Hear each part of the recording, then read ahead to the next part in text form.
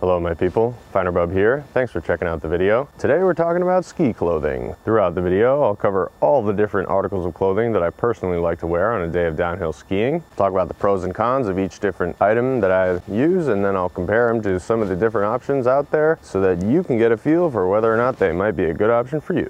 Alrighty then, without further ado, let us begin. All right, first, let's talk about gloves. I recently purchased these Hestra leather fall line gloves. They are great gloves as far as gloves go. However, regardless of how good your gloves are, they will never measure up to mittens. Personally, as an East Coast skier, I find myself getting very cold, especially in the extremity regions of the body. And so I often opt to wear mittens instead of gloves. Mittens are undeniably warmer and you're just much less likely to feel uncomfortable. They are less dexterous, but you really only need gloves if you're going to be fiddling with things while you're skiing. I carry a camera around so that I can make these videos for all of you, but yeah, if you don't have that, then there's really no reason not to get mittens. They're way warmer. All right, moving along. Alrighty, my people, next up we have socks. So for skiing, I personally like to wear these extremely thin liner type socks. Doesn't really matter what brand you get. I have several different ones. I have some Fox Rivers, I have some Smartwools, I have some Darn Toughs. Typically for hiking, I prefer the Darn Toughs, but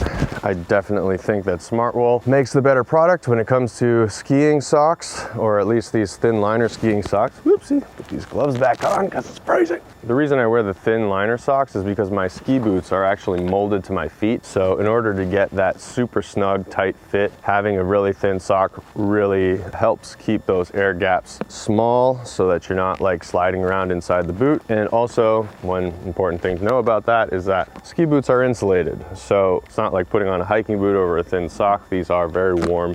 The thickness of the socks is really a matter of personal preference. When I was younger, I used to wear thicker socks, but once I got my own pair of boots and I got them custom molded, I switched to the liners. So it's important to just try different things out and see what you find most comfortable. See, my fingers are already getting cold in these gloves. And that's the problem with gloves.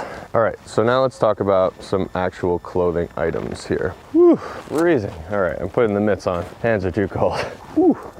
Yeah, so you can just really put all your fingers together inside the mittens, can use the fingers to warm the other fingers up. I don't know, I mean, if you get better circulation than me, I get terrible circulation in my fingers and my toes, so I tend to get really cold, but if you tend to run a bit warmer in the extremities, go for gloves, but mittens are definitely warmer.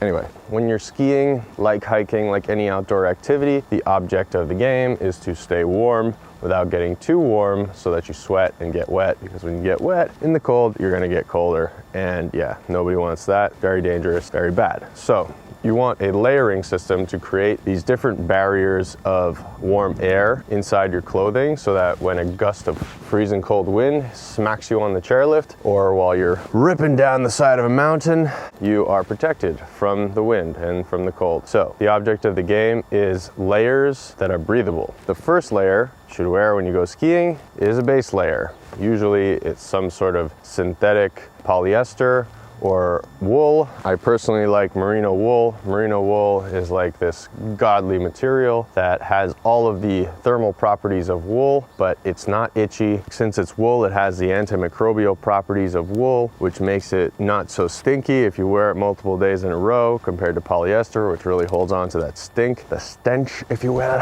But yeah, I have a few pairs of long johns that I wear as my base layer. I have a really old pair of hot chilies, which are a little bit thinner, and I have a thicker pair made by HellyHansen. And then I just got a new pair the other week before I went up to Vermont, made by Smartwool.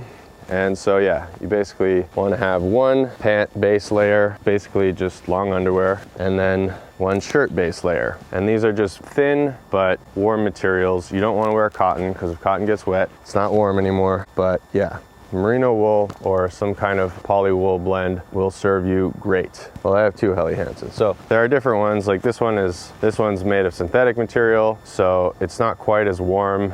But you know, it's better if it's a warm day and you know, I'm gonna be sweating a lot because this is more quick drying compared to this, which is just much more insulating. So when it comes to base layers, I personally like the crew necks, but a lot of people will opt for a half zip base layer just because you can regulate your temperature a little bit more. But yeah, I mean, I just don't like having a zipper right on my chest because it rips out the hairs. But yeah, you do you. I'm fine with the crew necks. They work great. But yeah, if you do want some more versatility in terms of, you know, temperature regulation, climate control, that sort of thing, having zippers really makes a difference. So on top of my base layer, I wear a mid layer, which is an insulating layer. I personally like fleece. It's extremely breathable for the amount of thermal insulation it gives you. And yeah, it's just better than any other kind of sweatshirt or sweatpants that I've used in the past, because the little piles of fluff really lift the fabric off of your skin or off of the clothing that you have it on top of, and it leaves more room for air to accumulate, creating that microclimate barrier that I spoke about before.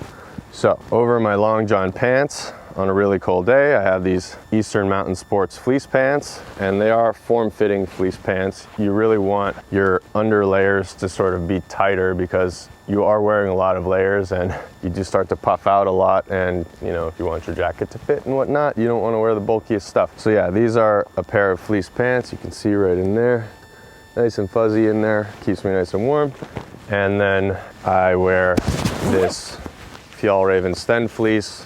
That's a zip up that I also wear for hiking. So you've got your socks, you've got your gloves, you've got your base layer, and you've got your mid layer. Now it's time for the outer layer. So when it comes to downhill skiing, there are a few ways to go about your outer layer. You can buy dedicated downhill ski jackets and pants. They are going to run you pretty expensive, since they're basically like a 2-in-1. Skiing really puts you in the coldest conditions that you'll ever experience in any outdoor sport, just because it's a relatively anaerobic activity compared to something like snowshoe hiking or cross-country skiing, where your blood is pumping, you're generating a lot of internal heat. When you're downhill skiing or snowboarding, you're sitting on a chairlift getting blasted by cold wind, and then you're skiing down or snowboarding down a mountain blasted by cold wind. You never really build up quite as much internal heat as you do for those sports, so you're generally going to want to wear something that's a lot warmer, something that will be way too warm for those other activities. So I personally go with a 2-jacket layering system. I have this insulated hoodie from Arc'teryx, Patagonia, North Face. They all make nice puffy jackets. A lot of hikers wear them underneath their raincoats. But yeah, this is my insulating layer. And then over the top of this insulating layer, I wear this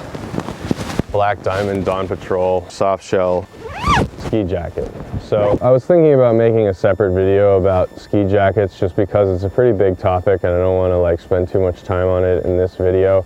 But yeah, most ski jackets will come just as one jacket, and you'll pay a lot of money. Ski jackets are expensive because, like I said, everything's kind of a 2-in-1 situation. You've got the outer shell layer, which is breathable, durable, water resistant, and then you've got the insulation layer underneath that. So you're essentially paying for 2 jackets in one. And in order to reduce the cost and increase the versatility, I opted for a 2-jacket system. That way I can use each jacket for other activities that don't require both, but I can still use both for downhill skiing, and then I don't have just a skiing jacket that's not really good for anything else. So for pants, you know, similar deal. You can go insulated pants, or you could just go with a shell. I personally just have shell pants. I have these Outdoor Research Skyward pants. They've got nice vents in the side that go all the way down. They've got zippered pockets on both sides, and then on both thighs they have these like sort of thinner mat pockets that are a little bit deeper. But yeah, the main thing to look for on snow pants or ski pants is that the cuff of the bottom of the leg is large enough to fit over a ski boot, because a lot of snow pants are not. Yeah, it's just much more comfortable and convenient to have pants that will fit over your ski boot. So just, yeah, make sure that they're made to be compatible with that. This setup I really bought as a way to transition into doing more backcountry stuff. And so, you know, these pants have an avalanche beacon pocket. This jacket, if you can see, the pockets are a little bit higher up here, and so you can buckle a backpack underneath and still be able to access the pockets. All right, so what have we covered? We've covered gloves, we've covered socks, we've covered base layers, mid layers, outer layers. So another thing I should mention when it comes to like the upper body clothing for skiing is that before I got these jackets, I would avoid everything with a hood, because you're wearing a helmet when you're skiing or snowboarding, so the hood kind of doesn't really help you that much, especially if you just have a regular hood. However, in the case of these two jackets that I have, the hood is actually made to be big enough to fit over the top of the helmet. So if you do want a jacket with a hood, just make sure that you get one that fits over the top of the helmet, similar to the pant leg with ski boots. You know, there are just these like sort of small little things that if you don't check for, it can kind of get annoying later down the line. And yeah, just important to keep that in mind. Okay, what's next? All right, so given that we're in the darkest of times, you know, all the ski resorts, they are requiring you to wear a mask. Obviously, transmitting the virus is much more difficult outside. However, when you're packed in tightly like you are in a lift line, it is more of a risk. So all the ski resorts that I've been to this year have had a, you know, mask zone kind of around the base of each lift, where they'll have a sign, but sometimes there's a person who's there telling you, you know, cover your face. Okay, so normally when skiing, you just have whatever head covering or buff that you're going to put under your helmet. Generally you want something really thin because you want the helmet to fit similar to the boots. I was talking about this earlier, but yeah, obviously during the dark days that we're in, you got to wear the masks. I personally have really been enjoying these hippie tree masks. They are extremely comfortable. They don't have the wire up here like the outdoor research mask does, but yeah, they're extremely comfortable. They have a pocket for the filter. So yeah, they've been really great, and they have a nice adjustable ear thingy-madoodle. So the last piece of clothing that I put on is a buff. Many of you will know from my hiking gear videos that the buff is something that I bring on almost every excursion. So generally, yeah, I put the mask on first, and then I put the buff around my neck. Then I take it, and then I put it up over the top of my head like this. So it's under my chin, covering my ears, keep me nice and warm there. That way, I can just pop my helmet on over the top. And then I've got a nice little barrier between the helmet and my head. Obviously, you know, the helmets do have some cold protection, but they're not perfect. So, you know, I usually put the buff on unless it's like a really warm day, which is rare in these parts. All right, so one little tip I do want to mention before I close this video out is about wearing the masks with the goggles. I've been to 5 different resorts this season already, and they all require masks. But the first day I went, I kind of just went like this, had the mask on, and within about 5 minutes, my goggles got completely fogged up, because what a mask does, especially if it doesn't have a pinchy thing here, is it essentially turns your nose upside down so that you're just breathing directly up into the goggles.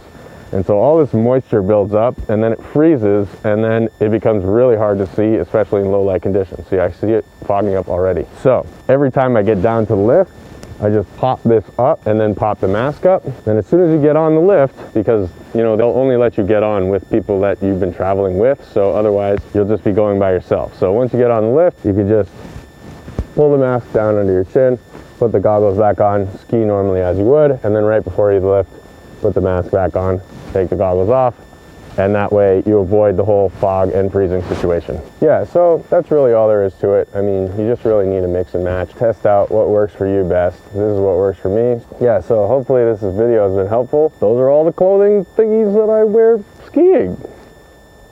Yep.